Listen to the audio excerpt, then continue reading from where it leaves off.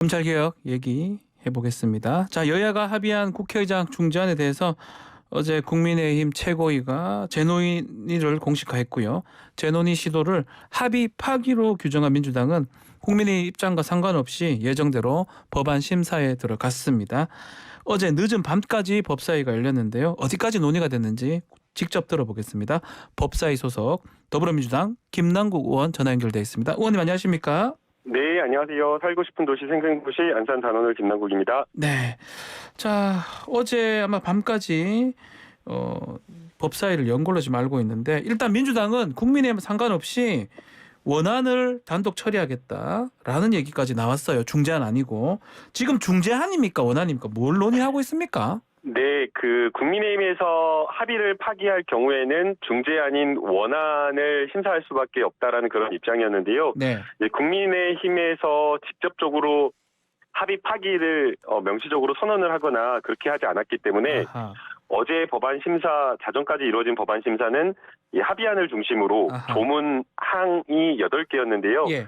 1항부터 3항까지 항을 차례차례 보면서 조문을 따져나가는 식으로 심사를 했습니다. 그러니까 지금은 검찰개혁 민주당 원안이 아닌 박병석 의장 중재안의 8개 중에 3개 정도를 지금 따졌다 이 말씀이네요. 네, 합의안이 여야가 합의했을 때 예. 국회의장께서 법제사법위원회 사무국에 사무국 전문위원에게 합의문과 관련된 문안 작성, 조문안을 성안을 이렇게 이야기를 했었고요. 아하. 그래서 전문위원이 만든 성안된 조문을 중심으로 해서 법사위원들이 의견을 내는 방법으로 이렇게 심사를 했고요. 예. 소위에서는 법사위 전체 회의와 다르게 축조 심사를 생략할 수가 없어서 예. 조문 하나하나를 따지면서 어제 자정까지 심의를 했습니다. 자, 그러면 저희가 지금 3개 항 정도 했다고 하면 우리 청취자분들은 궁금해할 것 같아요. 이러면 이게 결정이 된 거라고 봐야 됩니까? 아니면 또 의견을 듣는 수준인지 이게 궁금할 것 같은데요. 어제 완전하게 저희가 여야 의원들이 이제 합의 일치하지는 않았었고요. 예. 예, 그러나 여야 간에 원내대표 간에 이제 합의된 합의문이 있었기 때문에 예. 합의문을 반영한 조정 의견이 나와서 그래도 상당 부분 의견이 일치된 상황이었습니다. 다만 아쉬운 것은 명확하게 물리적으로 해석이 되는 어떤 그런 내용들이 있었는데도 불구하고 네.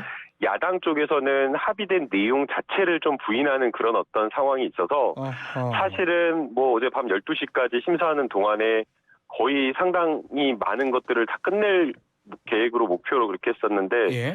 조문 3개까지밖에 하지 못했다는 건 좀 아쉬운 것 같은 느낌입니다. 그러면 법사위에 야당 소속 의원들이 조금 반대를 많이 했다라는 거네요.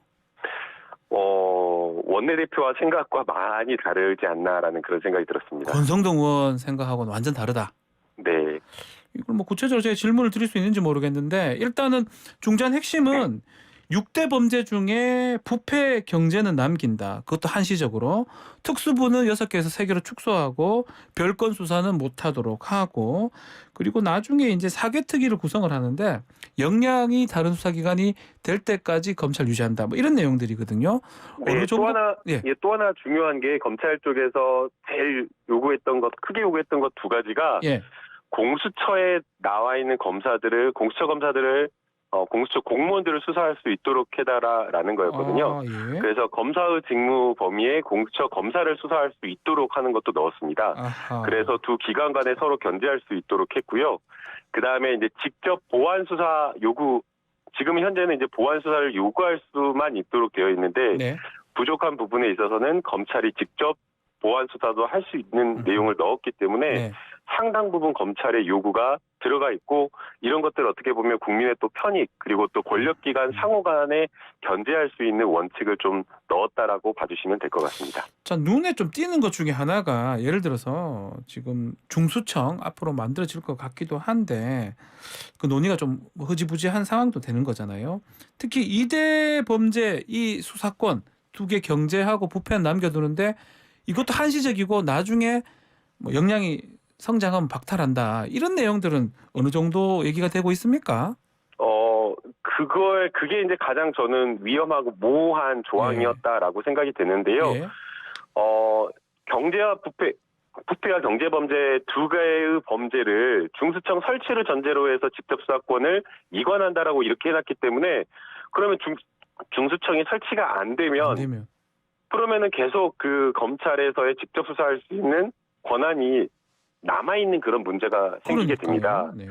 그래서 이러한 식의 조금 조문은 좀 합의는 문제가 있었던 것 아닌가라는 그런 아쉬움은 있습니다. 예. 네, 그럼에도 불구하고 여야 간에 현재는 이 합의문에 다 중재안에 합의를 했기 때문에 현재는 이 합의문을 중심으로 심사를 하고 있는 상황입니다.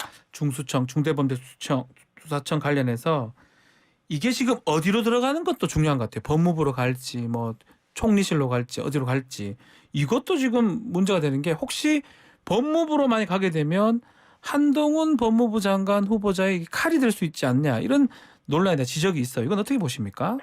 그래서 야당에서 지적을 하는 이것이 문재인 정부의 어떤 인사들 수사를 막기 위한 것이다 또는 이재명 수사를 막기 위한 것이다라는 논리가 맞지 않다라는 겁니다. 아하. 어쨌든 이 정부, 저희는 야당이 되고 이제 5월 9일부터는 윤석열 정부가 출범하게 되는 것이거든요. 그렇죠. 예. 수사기소 분리를 한다고 하더라도 수사권이 일부는 경찰로 가고 나중에 중수청이 설치가 되면 어디로 가게 될지는 모르지만 그 중수청이 법무부 산하로 가게 되면 또 한동훈 법무부 장관이 뭐 인준이 아니라 뭐 법무부 장관이 될지 안 될지는 아직 모르겠지만 결국에는 이 정부의 수사권을 행사이기 때문에 이걸 가지고 수사기소 분리가 야당이나 저희 당의 어떤 수사를 막기 위한 것이라는 논리는 모순된 어떤 비판이지 않나라는 생각이 듭니다. 자, 이 질문도 한번 드려야 될 것 같아요. 많은 분들이 또 지지자들은 원안대로 통과시키를 바라는 분들이 많은데 우리 의원님은 어떻게 생각하시는지. 왜냐하면 국민의힘이 파기를 했잖아요. 책임 있는 만큼 원안으로 가자 이런 얘기 어떻게 보십니까? 이게 그 국민의힘에서 지금 이야기를 하는 것이 아직까지 파기라고 하는 것을 명시적으로 이야기를 하고 있지 않아서 현재 지금 국회에서의 심사는 중재안을 중심으로 심사를 할 수밖에 없는 그런 상황이고요. 만약 저희가 원안을 고집하게 되면 사실상 지금 의사일정과 관련되어서는 국회의장의 권한사항이기 때문에 만약 그 원안을 고수하게 되면 아무것도 이룰 수 있는 게 없게 됩니다. 그러니까 조금이라도 개혁하고 조금이라도 진일보할 것이냐 아니면 그냥 여기서 그냥 다 포기할 것이냐 이런 어떤 문제이기 때문에 저희가 큰 방향에서 수사기소 분리라고 하는 이 원칙을 정립한다라고 하는 측면에서 이 중재안은 큰 의미와 성과가 저는 있다라고 보입니다. 특히나 지금 현재 아마 그 박주민 변호사님도 현장에서 지금 상황을 잘 아실 거라고 생각이 되는데요. 수사기소 분리된 이후에 2021년도 통계를 보면 한 10.2일 정도 경찰에서의 수사기간이 늘어났다라고 합니다. 그렇다고 뭐 10.1이라고 하는데 실제로 현장에서 느끼는 고소고발한 뭐 피해자들의 체감 정도는 거의 뭐 두세 달, 한두 달 이런 정도의 체감이기 때문에 그런 것들을 줄이는 내용의 합의안도 지금 들어가 있기 때문에 상당 부분 긍정적으로 평가할 내용들이 많은 것 같습니다. 자, 우리 문재인 대통령 어제 말씀을 좀 보면 그 합의안이 가장 잘 됐다 이런 뉘앙스로 말씀을 또 하셨더라고요. 대통령 반응은 또 어떻게 보십니까? 네, 저도 심사를 하는 도중에 그 잠깐 쉬는 시간에 나와서 대통령께서 인터뷰한 내용을 들었는데요. 큰 힘이 되었습니다. 합의안에 저희 이제 많은 검찰 개혁을 바라는 국민들께서 보시기에는 좀 부족한 점도 있겠지만, 이 합의안이 가지고 있는 긍정적인 어떤 평가할 부분들을 이야기해 주신 것이 아닌가라는 생각이 듭니다. 자, 이준석 대표가 문제 삼는 게 공직자하고 선거 범죄 같아요. 자, 어제 박홍근 원내대표는 뭐 이미 경찰이 다 수사하고 있는데 또 고위공직자는 공수처하고 있다라고 하면서 지금 뭐 협의의 여지는 없어 보이는데 국민의힘은 왜 선거 공직자를 넣자고 하고 이게 조정의 여지가 전혀 없는지 아니면 있는지요? 어떻습니까? 어제 심사하는 과정에서도 굳이 검찰에서 공직자와 선거범죄를 가져가야 될 이유와 필요성을 확인하지 못했습니다. 선거범죄와 관련되어서는 이미 경찰에서 4.6배나 더 많은 그 선거범죄 수사를 하고 있는데 선거범죄를 검찰에서 더 잘한다? 객관적인 데이터가 전혀 없고요. 선거범죄 대부분이 현금을 줬다, 돈을 줬다 뭐 이런 것들이고 그다음에 뭐 허위사실 유포했다 이런 것들에 대한 판단이기 때문에 예. 다 공개되어 있는 내용들을 판단하고 수사하고 하는 것이라서 어렵지가 않습니다. 그러면 기소 여부, 기소할지 안 할지 여부를 검찰에서 법리적으로 판단만 해주면 되는 것이기 때문에 선거범죄를 가져갈 필요 없다라고 지금 보이고요. 네. 그리고 공직자범죄, 자꾸만 이것을 왜 공직자범죄를 가지고 가려고 하는지 이것도 검찰의 권한지키기 아닌가, 권력지키기 아닌가라는 생각이 듭니다.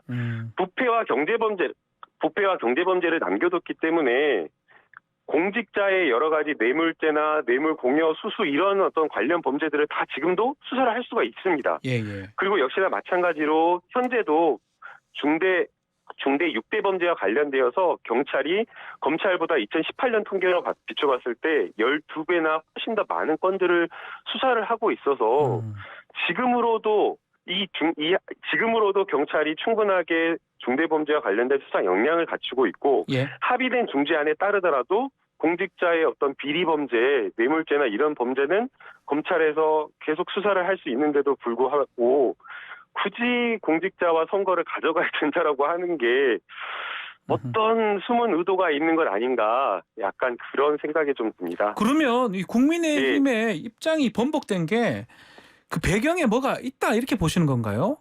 지금 뭐 보도가 된 바에 따르면 예. 한동훈 진영자가 뭐 이준석 당대표에게 전화를 걸어가지고 이렇게 입장이 네. 갑자기 획 뺏겼다라고 이야기를 해가지고 네. 이거 뭐 정부가 출범하지도 않았는데 벌써 이렇게 숨은 실세, 소통력 이런 것들이 생기는 것 아닌가라고 생각이 들어서 굉장히 우려스럽고요. 네. 행정부와 사법부도 그리고 이 입법부는 삼권 분립이라고 하는 엄연한 헌법 원리에 의해서 작동하는 기관인데 이것이 입법부가 행정부에 그것도 법무부 아직 지명도 되지 않은 아직 그 취임도 하지 않는 그 당선인의 지명자에 의해서 이렇게 입장이 휙휙 바뀌어버린다라고 하는 것은 굉장히 우려스러운 일인 것 같습니다. 어제 문재인 대통령이 한동훈 후보자 이 검수완박 저지 발언에 대해서 굉장히 부적절하다라고 말씀을 하셨는데 같은 생각이신 거네요? 네, 위험한 발언인 거죠. 국민의 권익을 정의, 국민을 위해서 이런 식의 이야기를 하지만 실제로 보면은 국민을 위해서라기보다는 예. 검찰의 권한 지키기 그런 것을 마치 국민을 위한다라고 착각한 것이 아닌가라는 생각이 듭니다. 70년 동안 정관예우, 뿌리 깊은 정관예우 있었습니다. 다 이게 검찰 출신 정관들 나와가지고 돈 3천만 원, 5천만 원, 1억, 심지어는 5억, 10억 이렇게 받고 사건 봐주기 했던 거 아니겠습니까? 그런 거는 가만히 검찰들 놔두고 편파적으로 수사하고 심지어는 사건 봐주고 그런 식의 수사를 해왔던 사람들이 그때는 가만히 있다가 이제 와서 본인들의 어떤 직접 수사권 권한을 내려놓기 국민을 위한 어떤 개혁을 하겠다라고 하니까 정의를 이야기를 하면서 안 된다라고 반대하는 네. 이런 모습은 저는 매우 부적절하고 위험하다라고 생각이 듭니다. 의원님 좀 화가 나신 건 아니죠? 화난 건 전혀 아니고요. 예, 알겠습니다. 자, 이제 중요한 건 이제 입법 시간표인데 지금 5월 3일 날 국무회의가 마지막에 열립니다. 그 전에 하려 그러면 늦어도 28일, 29일 날 본회의에서 통과가 돼야 되는데 이 가능성은 어떻게 보십니까? 통과의 가능성? 저희가 지금 민주당 내에서 법사위 소위 의원님들끼리 오전 10시 반에 따로 이렇게 한번 회의를 하기로 했고요. 아하. 그리고 이제 1시에 또 저희가 소위를 열어서 어제 못했던 나머지 심사를 할 예정입니다. 예. 아마 그런 다음에 오후 늦은 시간 5시, 6시 정도에 법사위 전체 회의가 열리지 않을까 이렇게 예정을 하고 있습니다. 법사위 통과하면 내일이나 모레쯤에는 본회의 가능하다. 그 말씀이시네요. 내일 정도는 본회의가 가능하지 않을까 생각이 드는데요. 그럼 혹시나 이거 또 필리버스터 이런 거 하게 되면 의석수가 맞습니까? 180석이 안 되는 것 같기도 하고 정의당이 또 어떤 또 역할을 할지 모르겠고요. 여야 간에 합의된 중재안을 처리하는 것이기 때문에 아마 여당 쪽에서 국민의힘 쪽에서 필리버스터를 하지는 않을 것으로 생각이 듭니다. 할 것이다. 자, 요것도 질문 좀 드려보겠습니다. 한동훈 후보자 인사청문회 일정이 잡혀 있네요. 우리 법사위원이니까 나가시는 겁니까? 어떻습니까? 네, 5월 4일로 저희가 일정을 잡았습니다. 아하. 네. 뭐 질문할 거 많습니까? 준비 중인 네. 겁니까? 아니면 지금 법안 때문에 준비 중에 있고요. 네. 예, 지금 아직 여러 가지 말을 아껴야 되기 때문에 알겠습니다. 많은 걸 아직 말씀드리기 어려울 것 같습니다. 알겠습니다. 자, 이재명 고문 상임 고문도 우리 한번 여쭤봐야 될 것 같은데 뭐 지방선거 혹시 등판하나 보궐선거 얘기가 있었는데 그런 계획 전혀 없다라고 또 얘기를 하다가 글쎄요 최근에 이게 송영길 전 대표 서울시장 도전 과정에서 이게 뭐 개파 갈등 이런 얘기가 나왔었거든요. 이것 때문에 이제 사실은 접은 거 아니냐 이런 얘기도 있어요. 어떻게 보십니까? 아니 그렇진 않고요. 예. 원래 뭐 그런 어떤 정치적 계획이 전혀 없었던 그런 상황이었습니다. 아하. 예, 그 감사 인사만 이렇게 대선 치르는 과정에서 정말 많은 지지자들의 도움과 많은 국민들의 사랑을 받았기 때문에 네. 거기에 대한 보답, 보훈 이런 것들을 해야 된다라고 해서 이제 감사 인사만 좀 해야겠다라는 그런 계획만 좀 잡고 있으셨던 상황이었는데요. 네. 이제 그런 어떤 계획만 있었지 정치적 계획은 전혀 없었기 때문에 뭐 방금 말씀하신 뭐 송영길 시장 뭐 그런 것들 때문에 뭐 출마를 접었다 뭐 그런 건 아닙니다. 전혀 네. 그런 계획이 아예 없었습니다. 알겠습니다. 자 마지막으로 어제 비대위 얘기를 좀 해야 될 것 같은데 어제 박지원 비대위원장이 조국 전 장관한테 좀 사과를 다시 또 얘기를 했는데 또 당내 일각에서는 굳이 또 얘기를 지금 하느냐 정무적으로 맞지 않다 이런 얘기도 있습니다. 우리 김남국 의원님 생각은 어떤지 궁금합니다. 네, 그 조국 전 장관님께서 사실은 여러 차례 국민들에게 취임하기 전부터 많은 사과를 했는데 네. 굳이 또 그런 이야기를 꺼낼 필요가 있었을까라는 그런 또 아쉬움이 듭니다. 아마 또 많은 분들이 그 사과를 안 했다라고 또 생각하시는 분들이 있을까봐 네. 계속 그런 이야기를 하면 사과를 또 안 했나? 나는 이런 생각을 또 하게 되는 그런 상황인데요. 그래서 조금 시기적으로 비판을 하려고 했다라고 한다면 지금 인사청문 과정에서 문제가 되는 후보자들의 그런 어떤 부분에 네. 집중해서 비판을 했으면 보도도 사실은 그 부분의 보도만 됐을 텐데 거꾸로 지금 조국 장관님 이야기만 계속 보도가 되고 실제 비대위에서 지적하고 문제 지적하고 비판하려고 했었던 지금 인사청문 대상자들에 대한 문제는 다 묻혀버렸거든요. 네. 그래서 그 비대위에서 조국 전 장관의 정경심 교수님 이야기를 하려고 했던 것은 내용적으로도 맞지가 않았고 전략적으로도 봐도 조금 실수였던 것 아닌가 조금 그렇습니다. 알겠습니다. 자 오늘 말씀 여기까지 듣겠습니다. 감사합니다. 네, 감사합니다. 김남국 더불어민주당 의원과 말씀 나눴습니다.